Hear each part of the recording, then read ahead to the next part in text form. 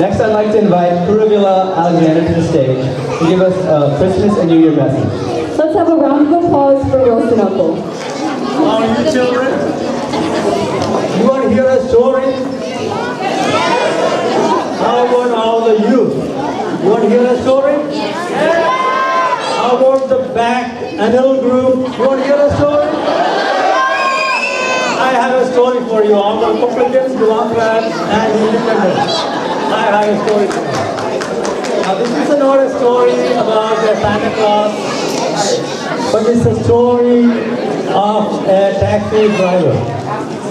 Some of you may have read this story in newspapers a couple of years ago. If you have heard it, just well and good. I will say it again for you guys. Here is a man about 55 years old in the northeast near New York area. He has been driving taxis for the last 30 some years. And usually he drives the second shift from 3 o'clock till 12 o'clock at night. Now on Christmas Eve, he always goes to work like 2 hours early so that he can finish it by 10 o'clock and he can go to church. And the church service starts around midnight, and his parents, since he was born, they took him to church around for this Christmas service. And after they passed away, and he decided that I will keep going in their memory. He was not that religious, but Christmas Eve, he always went to church. So on that Christmas 2 years ago, he was sitting around 9:30 at night. He thought that was the last call. He was getting ready to go home and he got a call. And he said, well, I still have about half an hour. Most of the calls take only like half an hour. So he went to the place and hung. And he could see a very fragile old lady walking through the house, and she came and opened the door. And then she stood there and asked him to come inside.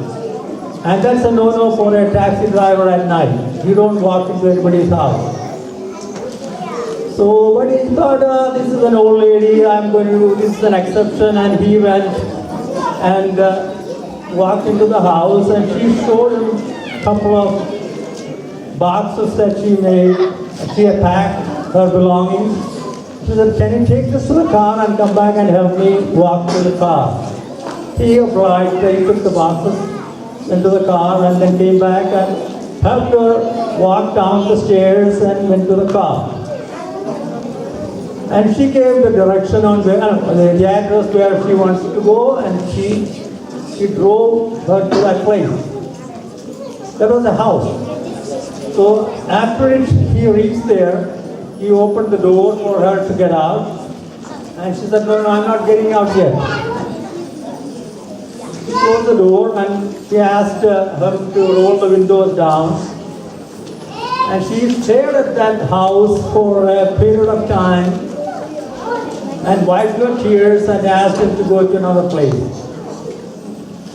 So reluctantly, it's almost like 10 o'clock now. Then, well, I will take you there also. So he drove from that place to the next place. She did the same thing, rolled the windows down and stared at the building and then asked him to go to the third place.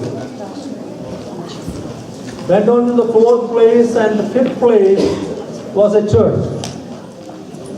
And she said, this is the church that I always have attended since I was a little girl.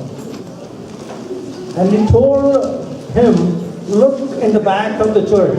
There is a cemetery. And that's where I will be buried in a few days' time. He said, few days' time? He said, yeah, I have cancer and then I'm going to be dying. Doctors I have given me about a few days to live or a few weeks to live. So that's where I will be buried. So he asked him. So he asked her, what are the other places that you went? The first one was the house that I grew up. Second was the school that I attended. And third one was the place that I worked for 30 years when they closed the place. And the fourth one was a food pantry. People who don't have anything to eat, they come and sleep there and they have food to eat. I volunteered there for 20 years, 5 days a week. And this is the church, and I have the last place to go. So he drove her to the final place. There is a place that was run by a few sisters and nuns. It's a place for people who are in their last stage of their life. They die and get buried. So by the time he reached there, he slowly asked her to come out and then hugged her, walked into the place, and she sat in the chair. And he went back to the car and got her belongings and brought it to the place. I looked at the clock, it was 1 o'clock in the morning. The church service is already over. He has been doing this for 55 years and he missed it for one time. And then she reached for her purse and asked him, how much money do I owe you? And I will give you double for all the troubles that you went through. And he said, no, you don't owe me anything. I turned off the meter when I picked you up from the place.